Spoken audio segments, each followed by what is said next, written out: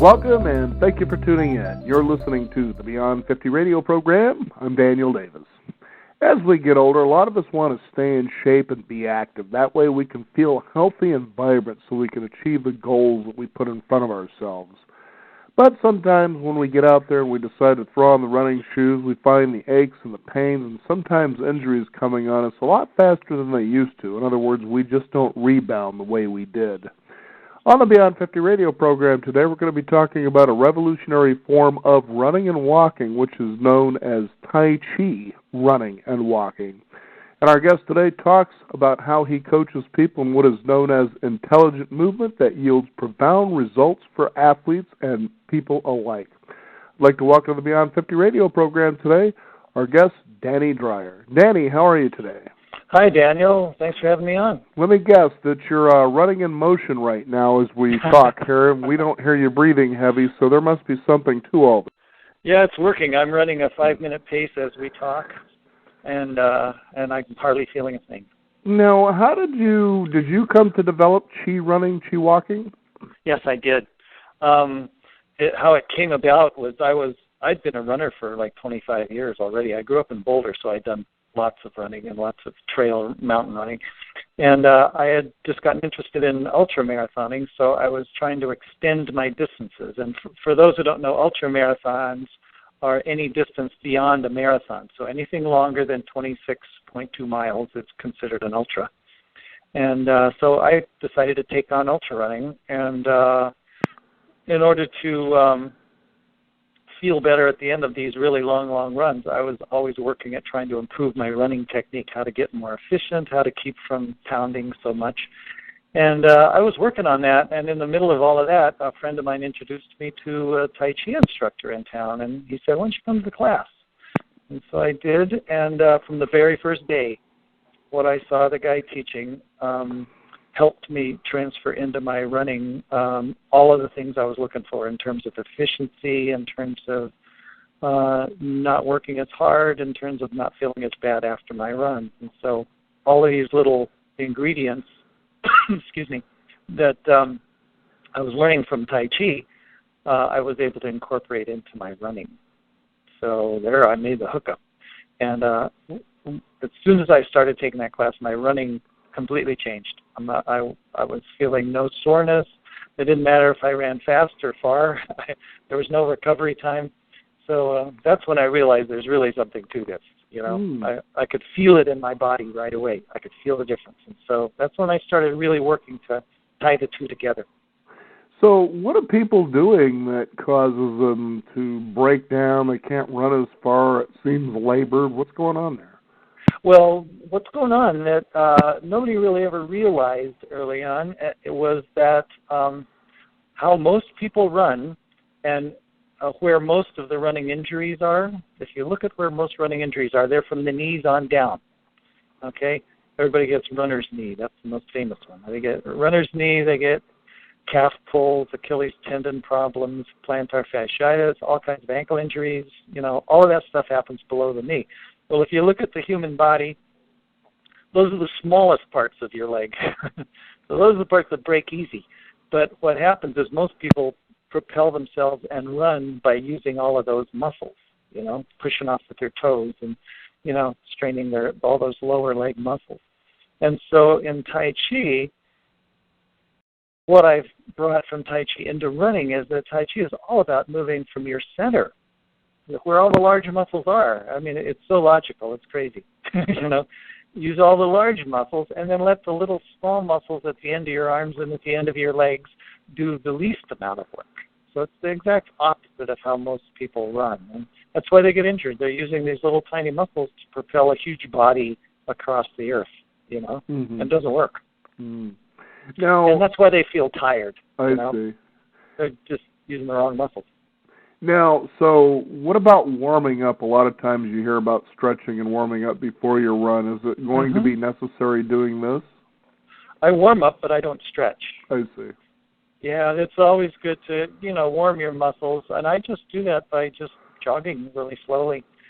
Sometimes I'll do just these loosening exercises that we talk about. I have a DVD and a book, and it shows you how to do looseners that help, you know, get your muscles engaged, but you're not stretching them, because they've already proven that stretching before you run isn't always a good idea, because if you're stretching cold muscles, you could pull a muscle.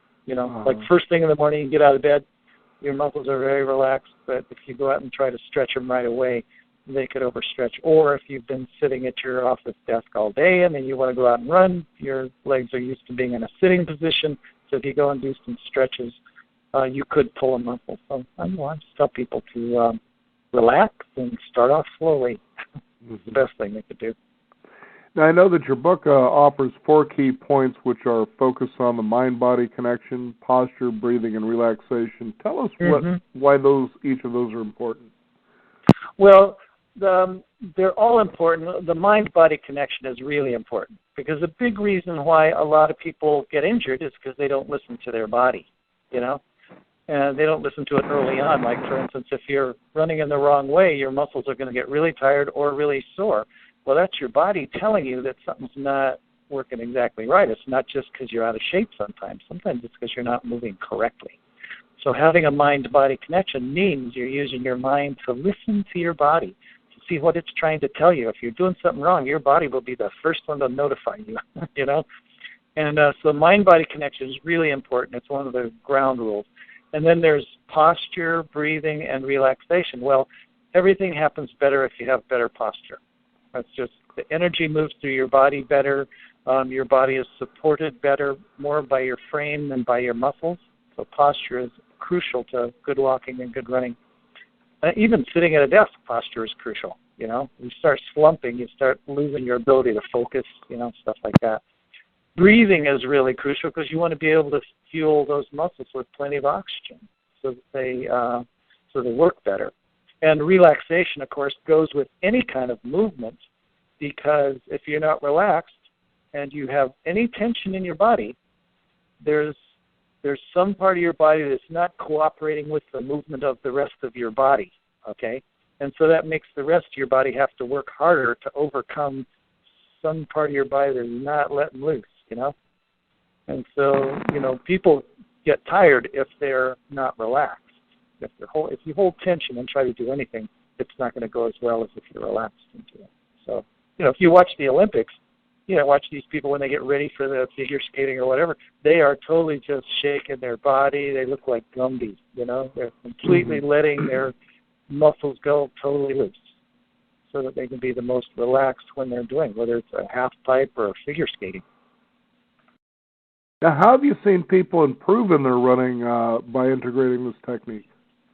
Well, how they really improve it is learning how to run without using all of that lower leg usage, okay? And so I consider that doing more. That's like what I call power running. And so with chi running, it's really focused on getting your propulsion by running very much like you did when you were a small kid. And if you watch little kids run, they all run with a very slight forward lean. If you remember back when you were a kid, you were probably slightly falling forward. And if you ever watch little kids run, you'll see that half the time they lean so far they get ahead of their feet and they fall down. And because to kids, their mode of moving all comes from balance, comes from this slight forward balance. And then they just move their legs to keep up with this forward fall. Well, chi running is very similar to that, in that I'm training people how to get back into that original way that we used to run as kids, with that really slight forward lean. Because if you're falling forward, gravity is really assisting you in your propulsion, right? So, if you stand straight up right now, if you let your body lean forward, it's going to move in the direction you're leaning without you doing anything, Mm-hmm. And so that is what's going to assist you in moving forward. And anytime you can rely more on the forward pull of gravity, then you can let go of the push of your legs. So that saves you a lot of work. The biggest trick is learning how to maintain that nice, slight forward lean like you used to do as a kid. And as adults, there's a lot of people who are really afraid of falling. And so to be told, okay, I want you to let yourself fall forward, that's a little bit scary. So our job is to teach people how to just, relax and do it in a very graceful way without falling down.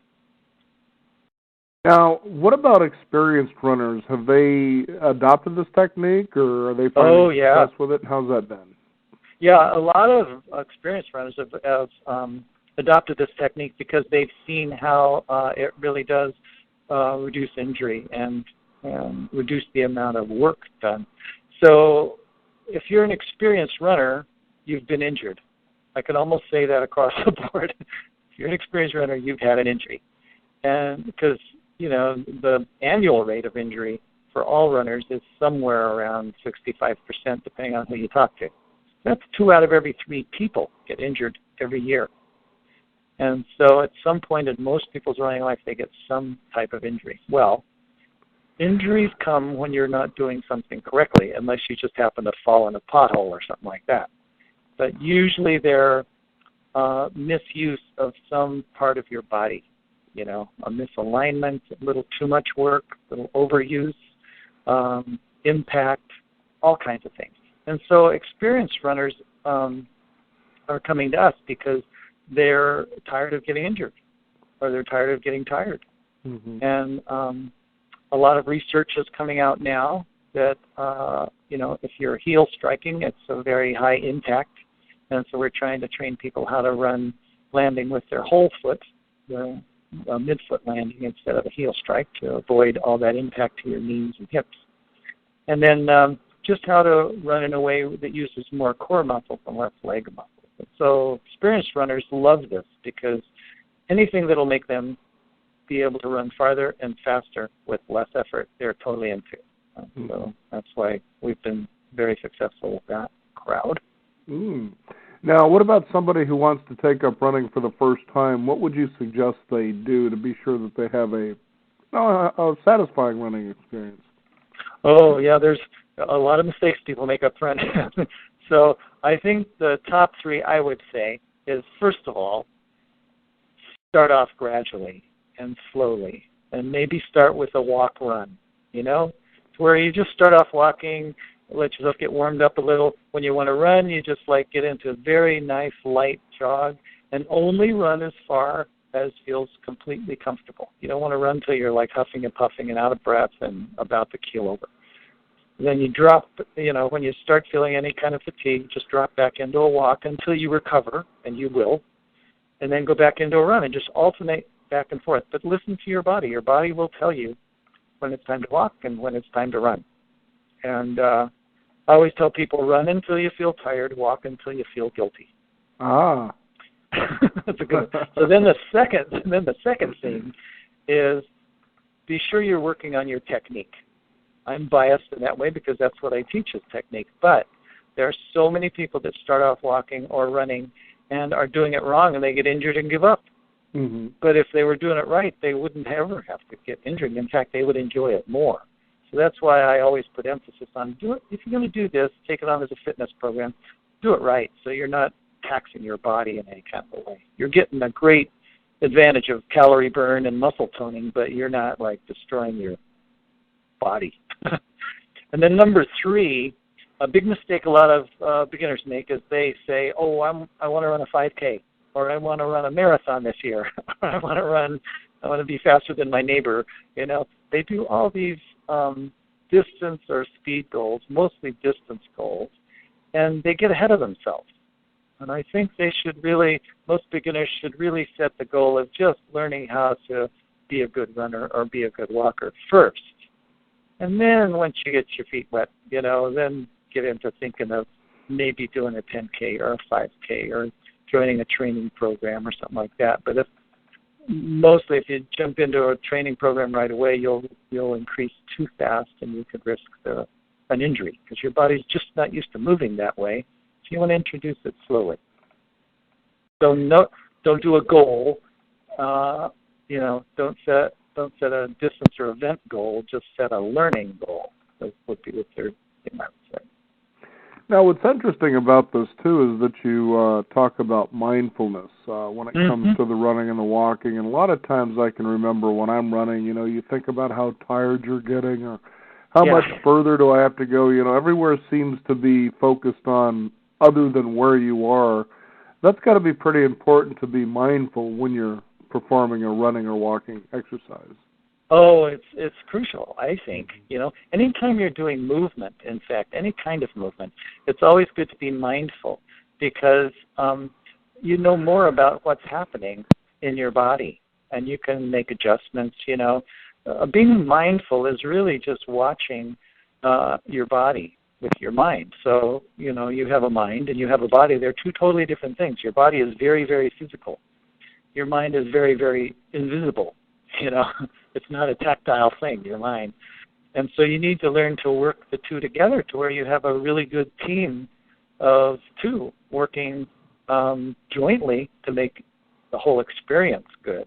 And so if you're really mindful about how you move and mindful of how far or how fast or whether you're well fed before you take off, or if you're just mindful of your body, then you make a lot less mistakes. And not only that, but you can learn a lot about yourself just by being mindful, just by watching how you move and how you think.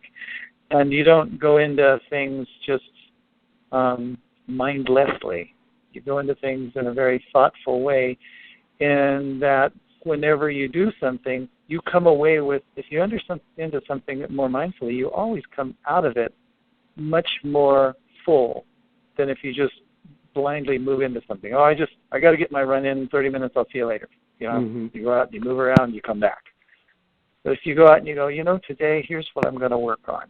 I've been really noticing some tension in my shoulders, so for 30 minutes I'm going to really work at feeling my shoulders and relaxing them. Whenever I feel tension, I'm going to just try to soften that area. That's being mindful.